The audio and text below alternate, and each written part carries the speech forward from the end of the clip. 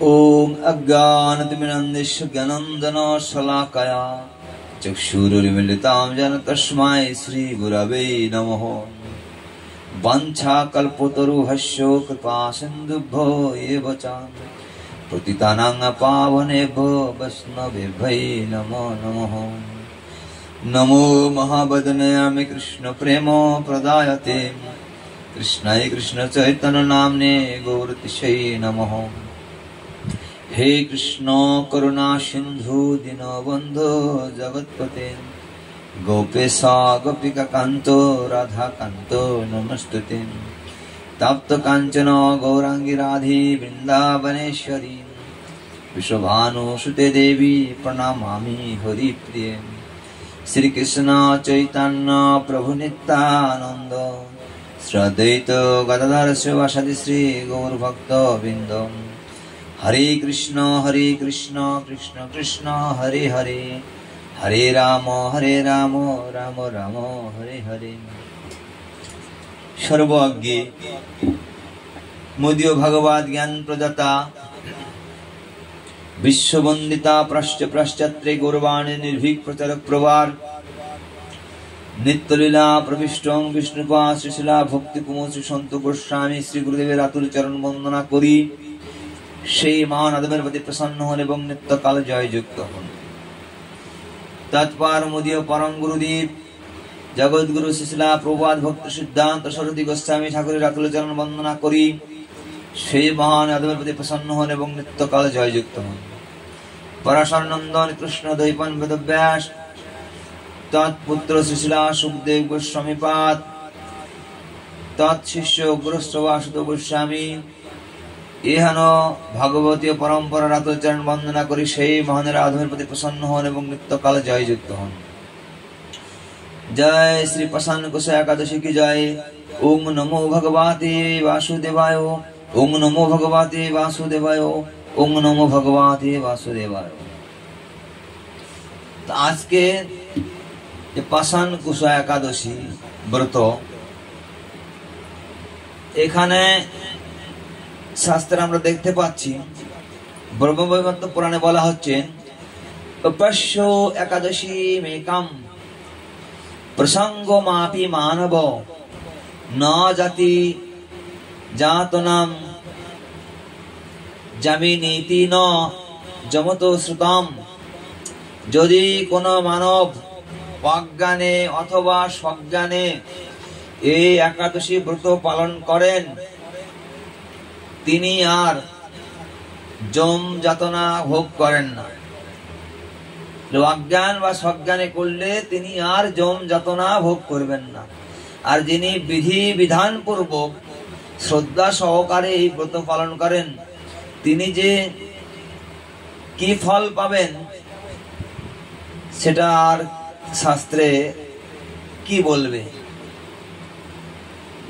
তাই এই একাদশী কে করলে সমস্ত পাপ ভস্মীভূত হয়। পাষাণ কুশা বা পাপান কুশা নামে প্রসিদ্ধ হয় একাদশী। এই একাদশীর উপবাসের দ্বারা মনুষ্য কি ফল লাভ হবে।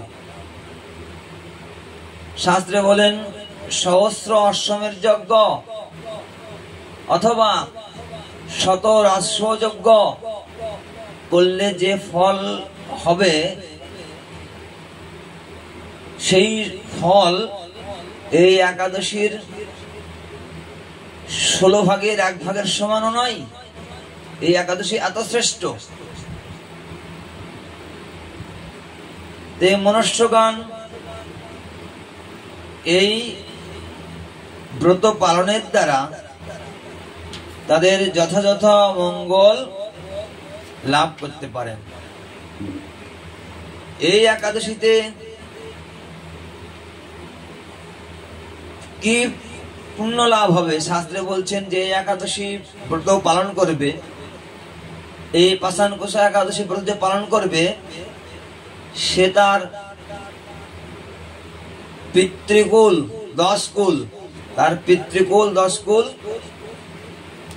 এবং মাতৃকুল 10 কুল এবং শ্বশুরালয় স্ত্রীকুলের 10 পুরুষ অর্থাৎ উদ্ধার হয়ে যাবে। এই পাষাণকুশা একাদশী ব্রতে উপবাস করলে এই ব্রত পালনে স্বর্ণ, তিল, ভূমি, গরু, অন্ন, জল, ছত্র এবং পাদুকা দান করিলে মনুষ্যকে আর যম যাতনা ভোগ করতে হয় না।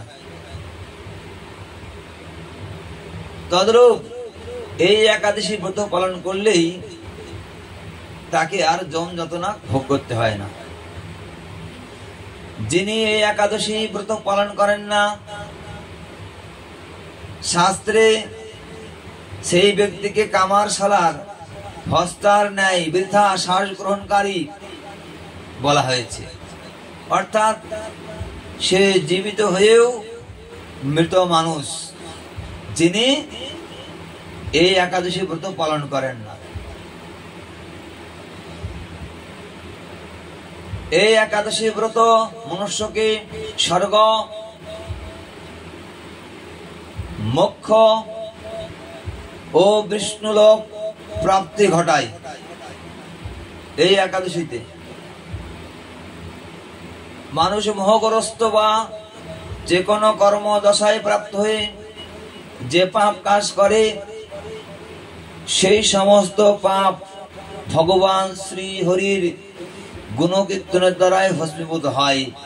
এই একাদশীর ব্রত পালন করে যে ভগবান শ্রী হরি গুণগান কীর্তন করা হয়। এই একাদশীর ব্রত করে যদি মনুষ্যগণ সমস্ত রাত্রিতে জাগরণ করে ভগবান শ্রীহরি গুণগান, ভগবান শ্রীহরিকে প্রণাম, ভগবান শ্রীহরির নাম জপ কীর্তন এর দ্বারা অতিবাহিত করেন, সে নিশ্চিত বিষ্ণুলোক প্রাপ্ত হয়। এই একাদশীর দিনে দিবা শয়ন সম্পূর্ণ নিষিদ্ধ। এই একাদশীর দিন শ্রী ভগবান পদ্মনাভের পূজা করতে হয়, কারণ এই একাদশী ভগবান শ্রী পদ্মনাভের খুবই প্রিয়। এই একাদশী মনুষ্যগণকে মোক্ষ, আরোগ্য, সমস্ত রোগ ব্যাধি থেকে মুক্তি, সুন্দর স্ত্রী, ধন তথা অন্ন প্রদান করিয়া থাকেন।